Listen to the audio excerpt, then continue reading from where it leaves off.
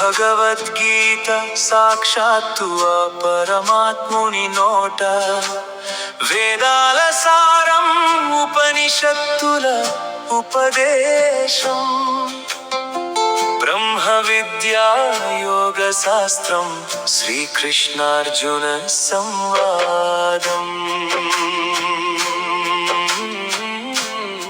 శ్రీమద్ భగవద్గీత 7వ అధ్యాయము జ్ఞాన విజ్ఞాన యోగము 3వ శ్లోకం.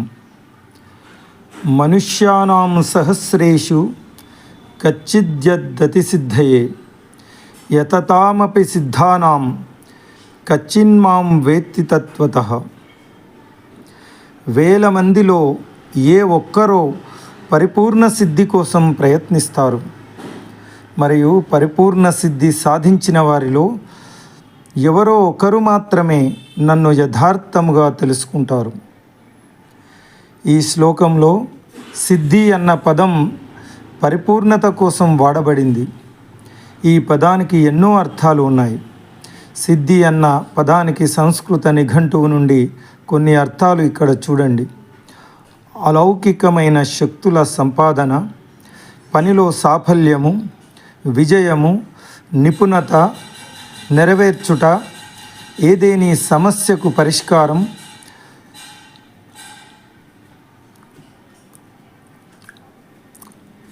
ఏదైనా పని పూర్తి కావడం, స్వస్థత, లక్ష్యాన్ని చేరుకోవడం,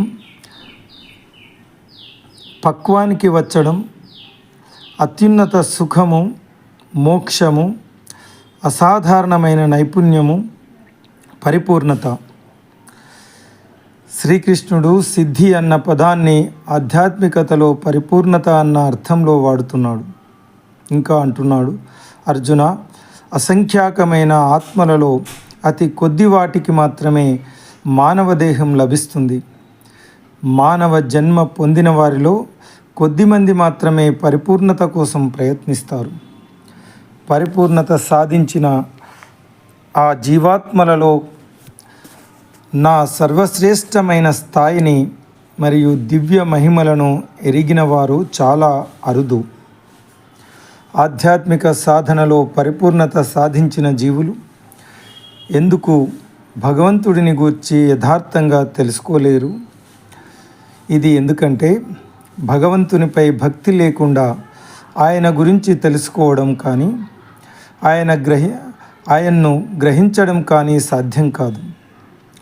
కర్మ, జ్ఞాన, హఠయోగులు లేదా ఇతర మార్గ ఆధ్యాత్మిక సాధకులు ఆయా సాధనతో పాటుగా భక్తిని కూడా జోడించకపోతే భగవంతుడి గురించి తెలుసుకోలేరు. భగవద్గీతలో ఈ విషయాన్ని శ్రీకృష్ణుడు పదే పదే చెప్తున్నాడు. ఆయన సర్వాంతర్యామి మరియు సర్వ భూతములు ఆయన యందే సిద్ధమై ఉన్న ఆయన భక్తి ద్వారా మాత్రమే తెలుసుకోబడతాడు అని 8వ అధ్యాయం 22వ శ్లోకంలో చెప్పబడింది. ఓ అర్జున, అనన్యమైన భక్తి చేత మాత్రమే నేను నీ ముందే నిల్చొని ఉన్న నన్నుగా యథార్థంగా తెలుసుకోబడతాను. ఓ పరంతప, అందువలన నా దివ్య దృష్టిని పొందిన పిదప నాతో ఏకీభావ స్థితిని పొందవచ్చు అని 11వ అధ్యాయం 54వ శ్లోకంలో చెప్తాడు. కేవలం నా పట్ల ప్రేమతో కూడినటువంటి భక్తి చేత మాత్రమే యథార్థంగా నేను ఎవరో తెలుసుకోవచ్చు. నన్ను తెలుసుకున్న పిదప నా భక్తుడు నా సంపూర్ణ భావనలో లీనమవుతాడు. 18వ అధ్యాయం 55వ శ్లోకం. ఈ విధంగా భక్తి రహితంగా ఆధ్యాత్మిక పురోగతి కోసం పాటుపడేవారు భగవంతునిపై సిద్ధాంతపరమైన జ్ఞానానికే పరిమితమైపోతారు. వారికి పరమసత్యం యొక్క వాస్తవిక అనుభవపూర్వక విజ్ఞానం లభించదు. చాలామంది మనుష్యులలో కొద్దిమందికి మాత్రమే తాను యథార్థంగా తెలుసు అని చెప్పిన పిదప శ్రీకృష్ణుడు ఇక తన ప్రాకృతిక అంటే భౌతిక మరియు దివ్య శక్తుల గురించి చెప్పబోతున్నాడు. మొదట అపరా ప్రకృతి అంటే భౌతిక శక్తి క్షేత్రము గురించి పరిచయం చేస్తున్నాడు. ఇది నిమ్న స్థాయి శక్తి అయిన భగవంతుని యొక్క శక్తి స్వరూపమే అని తెలియజేస్తున్నాడు పరమాత్మ. Among thousands of persons, hardly one strives for perfection. And among those who have achieved perfection, hardly one knows me in truth. The word Siddhi has numerous connotations and meanings.